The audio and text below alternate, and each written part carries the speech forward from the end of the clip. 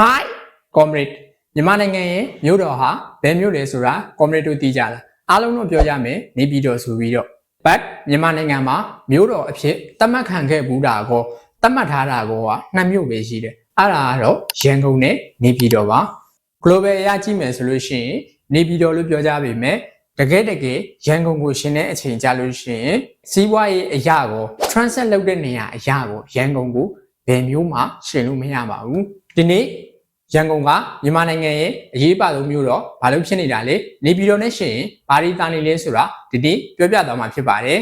ရန်ကုန်ဟာမြန်မာနိုင်ငံမှာအရင်ကမြို့တော်ဖြစ်ခဲ့ပေမဲ့လက်ရှိစီးပွားရေးအရာကောလူဦးရေအရာကောရန်ကုန်ကမြန်မာနိုင်ငံရဲ့အရေးပါဆုံးမြို့တော်ဖြစ်နေသေးပါသမိုင်းကြောင်းအရာကြည့်မယ်ဆိုလို့ရှိရင်ဗြိတိရှကိုလိုနီခေတ်မှာရန်ကုန်ကမြန်မာနိုင်ငံရဲ့အဓိကစီးပွားရေးနဲ့အုပ်ချုပ်မှုဗဟိုနေရာဖြစ်ခဲ့တယ်လို့စိတ်ကမ်းမြို့လည်းဖြစ်နေတာအတွက်ကြောင့်ကိုလိုနီတွေဟာရန်ကုန်ကိုအဓိကအဆောက်အုံတွေအများပြားကိုတည်ဆောက်ခဲ့တယ်ကိုလိုနီခေတ်ပြီးလို့1948လွတ်လပ်ရေးရပြီးတဲ့အချိန်ကနေ2005ခုနှစ်အထိရန်ကုန်ဟာမြန်မာနိုင်ငံရဲ့မြို့တော်အဖြစ်နှစ်ပေါင်းများစွာတည်ရှိခဲ့တယ်အခုနပြောတဲ့အတိုင်းပြည်ရမှာနိုင်ငံရေးနဲ့အုပ်ချုပ်ရေးဆိုင်ရာအဖွဲ့အစည်းတွေကလည်းရန်ကုန်မှာပဲအခြေစိုက်ခဲ့တယ်စီးပွားရေးအရာကြည့်မယ်ဆိုလို့ရှိရင်လည်းရန်ကုန်ကအဓိကစိတ်ကမ်းမြို့ဖြစ်နေတဲ့အတွက်ကြောင့်နိုင်ငံတကာရဲ့ကုန်သွယ်မှုအများဆုံးဟာရန်ကုန်ကနေပဲဝင်ထွက်သွားလာနေတာဖြစ်တယ်မြန်မာနိုင်ငံရဲ့ကုန်သွယ်မှုပမာဏ 90% ကလည်းရန်ကုန်ကပဲ dominate လုပ်ထားတာကိုတွေ့ရတယ်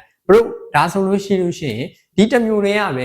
ကုန်သွယ်မှုတွေအဲ့လောက်လုပ်ထားတာလားဆိုလို့ရှိရင်ဟုတ်ပါတယ်ဒါကျွန်တော်တိကျရှင်းပြပေးမယ်ရန်ကုန်မြို့ထဲမှာဆိုလို့ရှိရင်ကွန်တိန်နာသင်းမော်စိုက်ကတ်နိုင်တဲ့တရားကြီးပဲ28စင်ရှိတယ်လို့ရန်ကုန်ရဲ့မြို့အပြင်ဘက်တိလဝစိတ်ကမ်းမှာဆိုလို့ရှိရင်ကွန်တိန်နာသင်းမော်စိုက်ကတ်နိုင်တဲ့တရားအစင်း20ရှိတယ်ဒါဆိုလို့ရှိရင်စုစုပေါင်း48စင်ဖြစ်သွားပြီအဲ့လိုတရား48စင်ရှိတာအတွက်ကြောင့်အပြိုင်နဲ့ကိုသင်းမော်48စင်ကတ်လို့ရတယ်အဲ့ဒါတစ်ခေါက်စာပဲရှိပြီလေတရက်ထဲကိုနှစ်ခေါက်သုံးခေါက်ကတ်တယ်ဆိုလို့ရှိရင်ကုန်သွယ်မှုအများကြီးပိုတော့ဆိုးစက်မှုဇုံလုပ်ငန်းတွေကိုကြည့်လို့ရှိရင်လည်းမြန်မာတိုင်းနိုင်ငံလုံးရဲ့စက်မှုဇုံတွေကို percentage အဖြစ်တွက်လို့ရှိရင် 65% ကရန်ကုန်မှာပဲရှိတာဖြစ်တဲ့အတွက်ကြောင့် total စက်မှုဇုံ29ဇုံရှိတယ်။စီးပွားရေးအရာကြည့်လို့ရှိရင်လည်းနိုင်ငံတကာရဲ့ရုံးချုပ်တွေရုံးခွဲတွေဘဏ်တွေစီးပွားရေးလုပ်ငန်းအများစုကလည်းရန်ကုန်မှာပဲအခြေစိုက်ထားကြတယ်။အဲ့ဒါကြောင့်လည်းရန်ကုန်က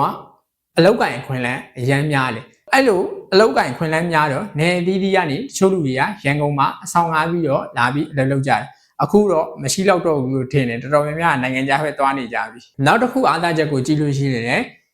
အစင်းမြင့်ဆေးရုံတွေရန်ကုန်ဆေးရုံကြီး embassy အများစုကိုလိုနီခေတ်ကအဆောက်အုံတွေနဲ့ shopping mall နဲ့အပန်းဖြေစရာအားကစားကွင်းတွေတော်တော်များတယ်ရန်ကုန်မှာလမ်းမဆက်သွယ်ရေးအရာကြည့်မယ်ဆိုလို့ရှိရင်လည်းတော်တော်လေးကိုကောင်းတယ်မျိုးဘက်ရထားစီးကျင်လားမျိုးဘက်ရထားစီးလို့ရတယ်လိုင်းကားစီးကျင်လားလိုင်းကားစီးလို့ရတယ်ဝါတာဘက်စီးကျင်လားဝါတာဘက်စီးလို့ရတယ်ဒါပေမဲ့လူတော့တိုးရတယ်ခပိုင်းနိုင်တတိပြုရမယ်ကားစီးတယ်ဆိုလို့ရှိရင်စပယ်အစဲခံရတာရှိမယ်နောက်တစ်ခုကလမ်းပိတ်တာတကယ်လို့9နာရီအလုပ်ဆိုလို့ရှိရင်မနက်9နာရီခွဲ10နာရီလောက်ထိကသွားမှရမယ်ဘာလို့ဆိုအဲ့လောက်လမ်းပိတ်တာဘလို့အကောင်ပြောနေရင်လည်းဘလို့ဖြစ်ပြီးအစိုးတွေထပြောတာလဲလို့တော့ comment တို့တွေးမိပါပဲဒါကတော့ကျွန်တော် personal experience မှာတကယ်လို့ရန်ကုန်မှာ community တို့အလဲသွားရင်ပဲဖြစ်ဖြစ်အလုပ်သွားလုပ်ရင်ပဲဖြစ်ဖြစ်ဒီလိုမျိုးအခက်အခဲတွေဆောင်ရန်ပေါ့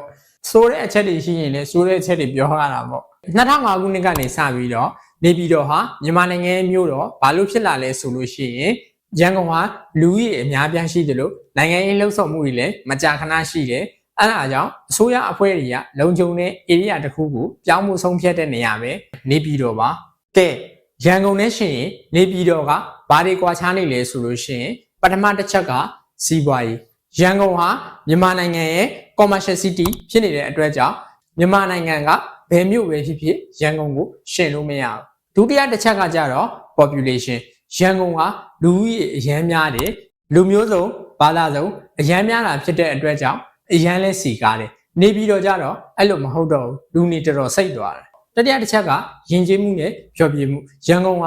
လူမျိုးစုံဘာသာစုံအများများတာဖြစ်တဲ့အတွက်ကြောင့်လူမျိုးစုံရဲ့ဘာသာရေးအဆောက်အအုံတွေနဲ့ဖျော်ဖြေရေးနေရာတွေကအများများတာလည်းဖြစ်တယ် but နေပြည်တော်ကအဆောက်အအုံတစ်တည်ရှိပေမဲ့ရန်ကုန်လိုက်မိတာ 25% လောက်ပဲရှိမှထင်တယ်စတုတ္တအချက်ကတော့အစင်းမြင့်ဆေးရုံတွေနဲ့ပညာရေးအဆောက်အအုံတွေနေပြည်တော်ဟာရန်ကုန်လောက်လမ်းမဆက်သွယ်ရေးကောင်းတယ်ဆိုပေမဲ့